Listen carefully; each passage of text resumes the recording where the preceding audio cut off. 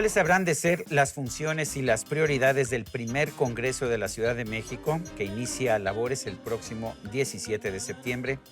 Hoy una conversación de controversia con el senador Alejandro Encinas, quien muy probablemente será el coordinador de la fracción de Morena, mayoritaria en el nuevo órgano legislativo de la ciudad. También, ¿cuáles serán los resultados del encuentro entre los industriales del país y Andrés Manuel López Obrador, triunfador de las elecciones presidenciales del pasado 1 de julio? Esta noche, otra conversación de controversia con Francisco Cervantes Díaz, presidente de la Confederación Nacional de Cámaras Industriales, la CONCAMIN.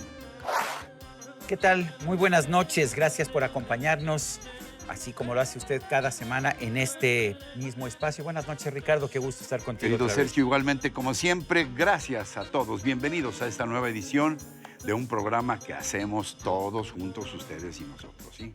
Así que, por favor, no le cambie, que estamos de vuelta en un momento más.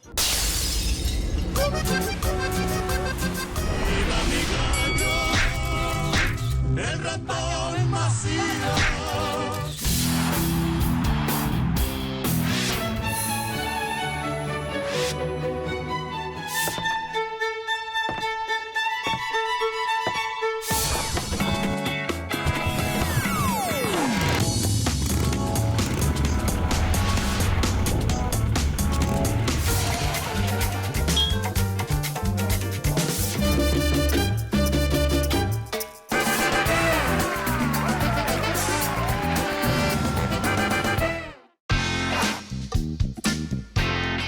El próximo 17 de septiembre, la Ciudad de México vivirá un momento especialmente significativo en su historia política, social y cultural también. Ese día comenzarán los trabajos de la primera legislatura del Congreso, el Congreso ya formal de la Ciudad de México. Este Congreso va a sustituir a la actual Asamblea Legislativa del Distrito Federal. El Congreso capitalino estará integrado por 66 diputados, 33 de mayoría relativa y 33 de representación proporcional, y contará con un total de 31 comisiones. En este primer Congreso de la Ciudad de México, Morena será mayoría con 38 diputados. El PAN tendrá 11, el PRD 6, el PRI 5, el PT 3, el Verde 2 y el Partido Encuentro Social 1 diputado. Y para hablarnos sobre cuáles habrán de ser las funciones del nuevo Congreso, sus retos inmediatos, está con nosotros el senador Alejandro Encinas, quien muy probablemente, se dice, habrá de convertirse en el líder de la bancada de Morena en este órgano legislativo y en el líder, pues, de todo este Congreso. Alejandro, ¿qué significa para ustedes llegar en esta proporción también? ¿No hay una enorme tentación autoritaria, óyeme? No, al contrario, es un enorme reto y una gran responsabilidad. En primer lugar, gracias por la invitación, Gracias. Ricardo, Sergio, es un gusto estar aquí. Pero la verdad es que esta mayoría tan amplia nos obliga a actuar con mayor responsabilidad. Y evidentemente hay que superar la tentación del ejercicio abusivo de la mayoría, el mayoriteo, el planchazo, la legislación al vapor, el fast track, porque no podemos reproducir pues una cultura política que durante muchos años combatimos o de la que fuimos víctimas. Y no me refiero, por ejemplo, a la primera vez que yo fui diputado federal allá en 1986, cuando éramos 18 integrantes de una legislatura de 400 entonces, y bueno, ganábamos todos los debates y perdíamos todas las votaciones, lo cual no ha cambiado sustantivamente hasta la fecha, porque en el último periodo de sesiones del Senado de la República vivimos lo mismo o sufrimos lo mismo. La ley de comunicación social, prácticamente no hubo debate, nosotros discutíamos y se votaba. La discusión del Tratado Transpacífico o el nuevo Tratado de Límites Marítimos en el Golfo de México con Estados Unidos y Cuba prácticamente pasó sin discusión. Y lo que queremos es generar una nueva cultura política. Además, respetando el espíritu del consenso, del acuerdo que construimos con la primera Constitución, que es una plataforma, una base de acuerdo, que ya ha sentado las bases. Formaste parte de esa Constitución. Sí, nos tocó estar ahí y puede ser una nueva ruta a seguir. Alejandro, ¿en qué se distingue este Congreso, este nuevo Congreso, de lo que era la Asamblea Legislativa? Para la gente común y corriente, ¿de verdad significa un cambio? Bueno, sí es un cambio porque lo que significa la instrumentación de la primera Constitución de la Ciudad de México no es una reforma de carácter administrativo, es un cambio de régimen político. no solamente porque desaparece el último vestigio de lo que fue el departamento del Distrito Federal, que eran las jefaturas delegacionales, que se convirtió en verdaderos cacicazgos políticos y hasta familiares, sino que, por ejemplo, el Congreso de la Ciudad ya deja de ser un órgano de gobierno con facultades limitadas. Ahora va a ser un poder legislativo que formará parte del constituyente permanente del país, tendrá facultades para iniciar leyes en el ámbito federal, podrá participar en la discusión sobre si aprueba o no las reformas constitucionales, pero además tiene las facultades para regir todo el gobierno interior de la ciudad. Así como la Constitución reconoce a la Ciudad de México ya como una entidad federativa, la entidad número 32 en el país, se reconoce en igualdad de condiciones que los demás congresos locales, al igual que la jefatura de gobierno, se le da rango en la misma condición que el gobernador de cualquier entidad. ¿Quién va a mandar en la Ciudad de México? Porque tenemos un nuevo estatus al nivel del resto de las entidades. Vamos a tener a una jefa de gobierno de la Ciudad de México, pero vamos a tener ahora también alcaldes, Así es. concejales, etcétera. Bueno, y vamos a tener una nueva o una primera constitución. Vamos a tener este Congreso ahora ya con la nueva denominación de la Ciudad de México. ¿Cómo va a estar el equilibrio de poderes? ¿Quién va a ejercer y quién va a llevar adelante los programas? Bueno, el gobierno lo detenta la jefatura de gobierno, el poder ejecutivo de la ciudad. Y vamos a tener ahora alcaldías que van a ser órganos colegiados de gobierno, ya no habrá este poder unipersonal, pero que a diferencia de los municipios, será un órgano de control y fiscalización del gobierno en cada alcaldía, en esa demarcación territorial. A diferencia de los regidores o de los síndicos en los ayuntamientos, los concejales no tendrán funciones ejecutivas. No habrá lo que es un regidor de obras públicas, el regidor de parques y jardines, el regidor de seguridad pública. La función del concejal es, en primer lugar, aprobar el programa de gobierno de la alcaldía, aprobar la propuesta de presupuesto y ser el órgano que fiscalice el ejercicio del gasto y el cumplimiento del programa de gobierno, al tiempo que será el vínculo y el enlace con la ciudadanía. ¿No es más burocracia nada más? No, porque esto va a ayudarnos justamente a evitar la burocracia, que no haya un poder unipersonal que de manera indiscriminada, por ejemplo, incremente la nómina en honorarios sin ningún control ni fiscalización, que hagan adquisiciones con sobreprecios, como lo vimos en los últimos años. Creo que esta labor de control y fiscalización va a ser un contrapeso frente al abuso de la autoridad en el ámbito de la demarcación territorial. Pero la parte ejecutiva será básicamente la jefatura de gobierno, con una modalidad distinta a los demás estados. Se mantiene una administración unitaria. ¿Qué quiere decir esto? No solamente que la hacienda pública se mantiene centralizada, sino que las funciones básicas, los dineros, pues. los dineros y los servicios se mantienen centralizados, como es el caso de la distribución del agua, de la recolección y confinamiento final de los residuos sólidos, los asuntos de seguridad pública, de la política ambiental, de desarrollo económico, en un sistema de coordinación y concurrencia con las alcaldías que va no solamente a procurar eficientar la calidad de los servicios, sino también una mejor distribución de los recursos. En el caso de las alcaldías, cosa novedosa en el sistema municipalista del país, podrán asociarse entre sí o asociarse con los municipios de la zona metropolitana del Estado de México. Tendremos un cabildo de la Ciudad de México que será un órgano de coordinación entre la jefatura de gobierno y las alcaldías para que se tomen las decisiones de las grandes obras de infraestructura, pero también habrá un Consejo de Desarrollo Metropolitano, que todavía falta que el Congreso de la Unión saque la Ley de Desarrollo Metropolitano del Valle de México para entender y por primera vez instrumentar una gestión urbana de carácter metropolitano. Ya no se puede mantener esta división artificial de fronteras jurídicas, etcétera. Además, cuando la mayor parte de la ciudad o los habitantes de la ciudad viven en los municipios del Estado de México. Ahora, ¿qué podemos esperar y qué cabe exigir los habitantes de esta ciudad tan compleja, a veces tan complicada también, pero siempre entrañable, siempre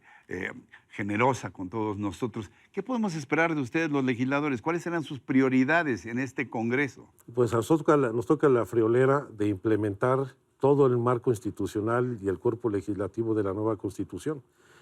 tendremos que Creo hacer... que les toca como una ley por semana, un promedio Sí, así. son cerca de 150 nuevas leyes, lo que implica implementar la Constitución.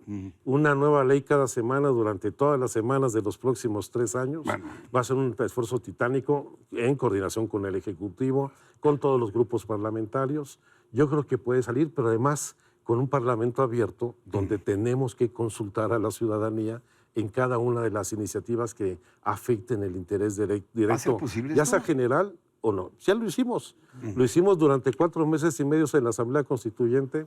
No, yo digo que hubo un Parlamento abierto muy populista, porque sin ninguna restricción ahí llegaron iniciativas de ciudadanos en lo individual o de grupo, con el simple hecho de llegar y presentarla, y desahogamos más de 1,500 iniciativas en ese periodo con la audiencia pública. Se puede hacer, es un asunto de orden y de voluntad política. Alejandro, déjame ir más al fondo de la política, este tema que siempre te ha fascinado. Has sido un hombre de izquierda desde que te conocí allá en la Prepa 8 en los años 60. Ustedes también son de la 8 horas, Ajá, resulta. todos los tres. Ay, Sí, sí, con sí. razón. A mí me decían, cuando yo llegué, ay, ellos pueden ser tus gurús, que yo llegué de chiquito a la Prepa 8. Ya estaba de fósil ahí en la prepa. Así era Ricardo. yo. Él entró primera generación, nosotros Bueno, entramos está muy después. bien. Sí, es Alejandro, cierto.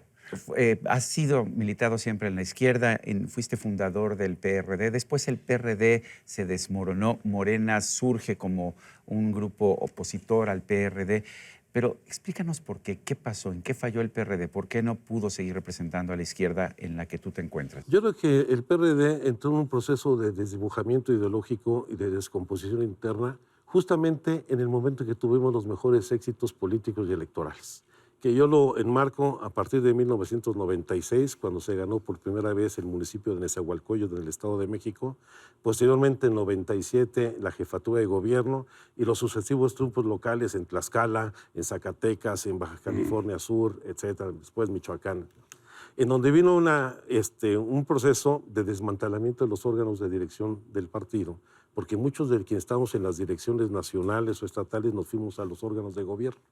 Y llegó una generación de dirigentes que no pasó por un proceso de formación y que su vínculo partidario fue más bien articularse a torno a los grupos y a las tribus que todos conocemos. Y el primer paso en esta descomposición fue haber conculcado la vida democrática. Oye, ¿no hay tribus interna. en Morena? Yo creo que hay tribus incipientes. El problema es que Morena tiene que constituirse ahora en un verdadero partido político. Es la principal fuerza política nacional, es mayoría en 31 de las 32 entidades federativas, tiene mayoría en el Congreso de la Unión y en 17 congresos de los estados. Ganó 5 de los de las 8 9 de las 9 elecciones, sí. ¿Qué cabe esperar finalmente, Alejandro, de un gobierno como este, encabezado por Andrés Manuel López Obrador? ¿Qué cabe esperar Yo en espero cuanto a que sea un gobierno realmente representativo, a pesar, entre comillas, del tsunami López Obradorista? Yo creo que hay que esperar un cambio de régimen. Yo creo que inicia una nueva época política donde esto va a implicar la construcción de una nueva clase política, no solamente en el ámbito federal, sino en los propios estados. Y yo creo que Andrés tendrá que cumplir 5 compromisos fundamentales.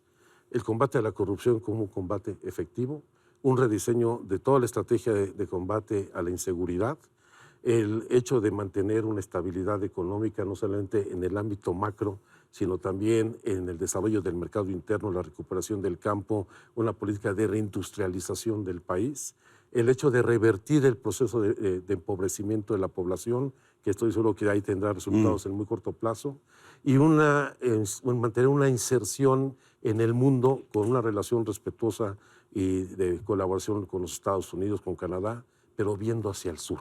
Una nueva visión del país en la política de inserción en el mundo, más fincado en América Latina. Creo que si esos 5 aspectos de arranque se garantizan, va a haber cambios muy sustantivos, independientemente de todos los programas que se van a desarrollar. Alejandro Encinas, sabes que nuestros espacios siempre han estado abiertos y lo seguirán estando. Te apreciamos mucho que puedas estar hoy con nosotros. Y el recuerdo de antiguas hazañas preparatorianas. Nos podemos reunir un día de estos. Bueno, gracias Alejandro. Y Extraoficialmente. nosotros continuamos mucho más que analizar todavía.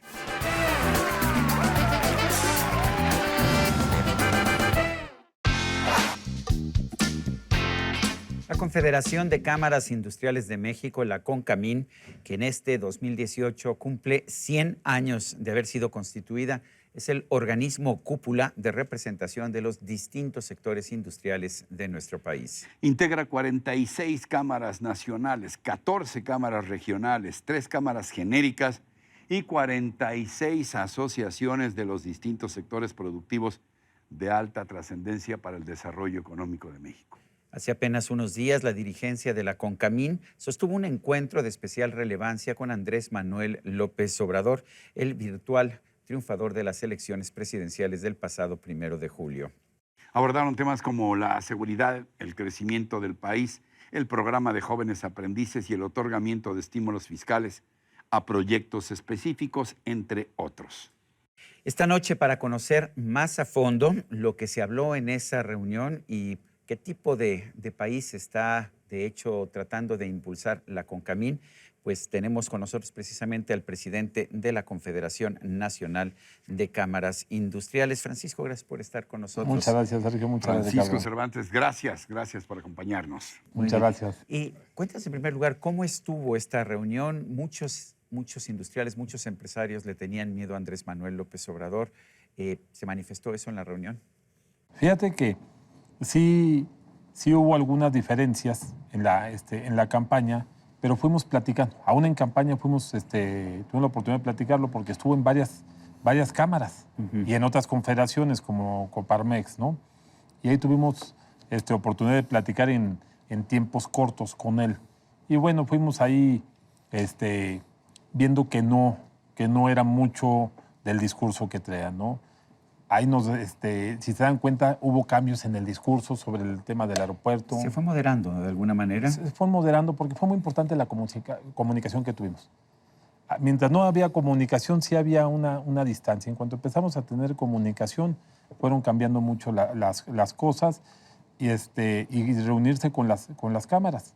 Hubo con la Cámara de la Construcción, que es una cámara potente de CONCAMIN en Guadalajara. Hubo reuniones con los banqueros, hubo reuniones con el en el caso del aeropuerto, que es tan importante, ¿qué les dijo? El tema del aeropuerto fue muy claro. Él lo que quiere es ahorrar. Él no quiere gastar y dice que es un presupuesto muy, muy caro, que lo va a estudiar, que ya trae un grupo de gente Pero no estudiando. quiere que se financie con dinero público, esa es la gran Exactamente. diferencia, ¿no? Que si fuera muy caro, no quiere que haya financiamiento público y que quiere que haya inversión privada. Eso es lo que nos manifestó. Ahora, ustedes también han venido flexibilizando sus posiciones, sobre todo después del 1 de julio. Sinceramente, ¿ustedes esperaban un resultado como un tsunami López Obradorista, el que haya ganado con esta diferencia enorme porcentual y en votos reales, más de 30 millones de votos? ¿Esperaban esto? Las coincidencias de las diferentes encuestadoras, porque en CONCAMIN fuimos invitando a Roy Campos, fuimos invitando a muchos, a Francisco Abundis, y todos coincidían en que venía muy fuerte. Muy fuerte. ¿Eh? Obviamente fue más fuerte de lo que imaginábamos.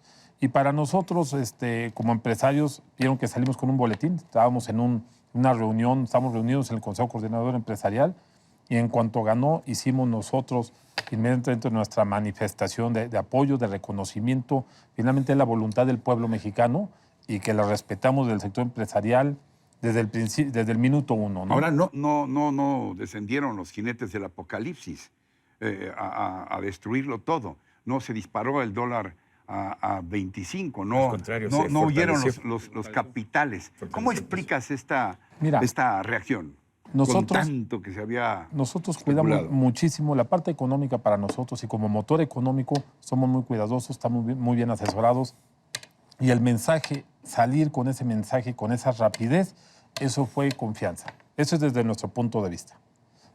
El mensaje donde estábamos todo el sector empresarial reunidos, desde el Club de Industriales se hubo una rueda de prensa y ahí mandamos un mensaje, un comunicado y eso siento que ayudó muchísimo la confianza. Y luego las primeras reuniones.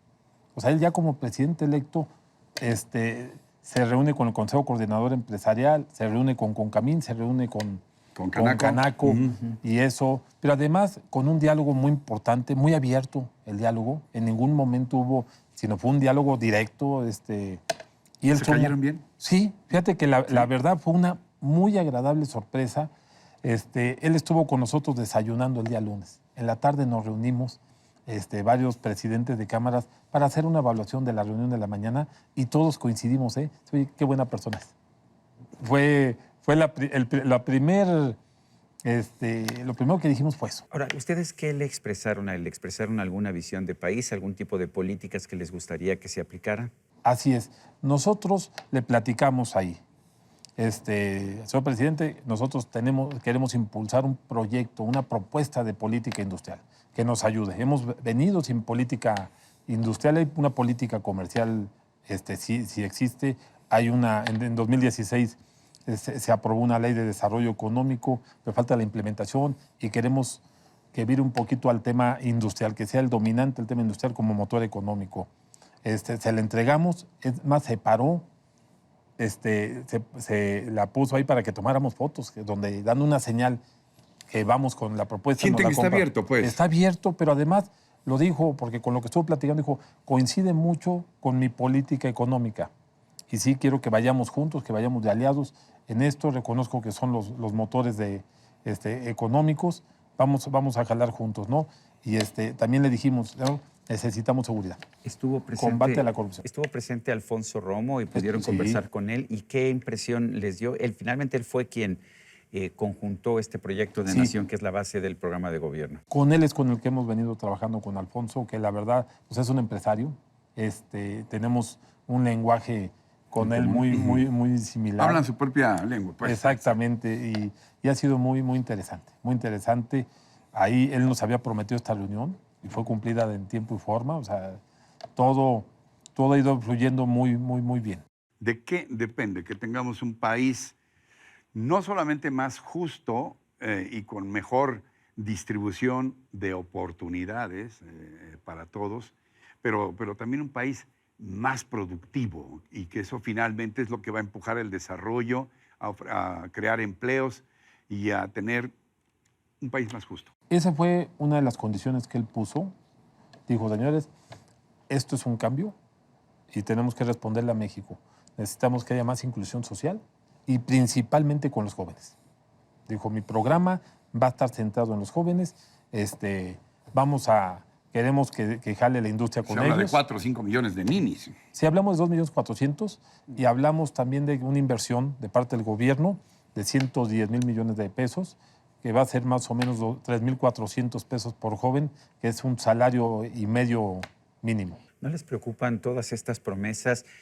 Salario para los jóvenes, educación gratuita hasta nivel universitario para todos como derecho, duplicar las pensiones para las personas de la tercera edad. ¿No les preocupa que estemos viendo tantas promesas de aumento de gastos sin que sepamos realmente de dónde va a salir el dinero? Sí, mira, sí lo platicamos ahí y por eso él cree mucho en el sector empresarial. Que empujemos, que nos van a dar vamos a tener un gobierno facilitador, un gobierno impulsor para que generemos. Que no también hubo un compromiso de no generar más impuestos, o sea, no subirlos. Él ha prometido que no va a aumentar el déficit y que no va a cobrar nuevos impuestos, pero al mismo tiempo ha dicho que va a incrementar de forma muy importante el gasto público. Así es. Es que eso es muy importante, ¿no? Si el gasto público se incrementa, primero dijo que se van a amarrar el cinturón, eso es muy importante. Bueno, yo me permitiría decir eficientarlo, ¿no? Eficientarlo. Porque, bueno, por un lado están proponiendo ahorros en el gasto público, ¿no? Y por otro lado, aumentar el gasto social y de inversión. De manera eficiente. Y una política fiscal no deficitaria. Que eso es muy importante. No gastar más de lo que... ¿Les dijo algo de la inflación? Nada, de que vamos en el tema de combustibles, ¿no? Que los combustibles no serán... Que se van a ajustar conforme a la inflación. Sí, pero es que no va a haber gasolinazos. En alguna entrevista dijo que él entendía que la inflación es un enemigo del pueblo, un enemigo de quienes menos tienen, pero no habló del tema con ustedes. No, ese tema no se tocó. Sí tocó el tema que van a revisar las zonas económicas porque vamos a entrarle al tema sur-sureste, porque hay un México que crece, que es la parte norte, y tenemos una parte quitando Cancún del sur-sureste o Quintana Roo, que va creciendo mucho, que es de los estados que más crecen por la industria turística, y que le entremos de lleno a esa parte, ¿no? Y que va a haber facilidades en nuestra política industrial y él en su política económica habla de eso, ¿no? Que sea el gobierno facilitador, impulsor y que los industriales hagamos nuestra chamba. Francisco Pues, Cervantes. Gracias. Ha sido muy aleccionador escucharte. Gracias, Francisco. Muchas gracias. Presidente Francisco de la Cervantes. CONCAMIN, pero bueno, pues a nosotros se nos ha acabado el programa. De hecho, mi querido Ricardo, nos despedimos en este programa, pero estamos de regreso en una semana más. Recuerden, nos esperamos en la próxima. Hasta entonces, hasta siempre.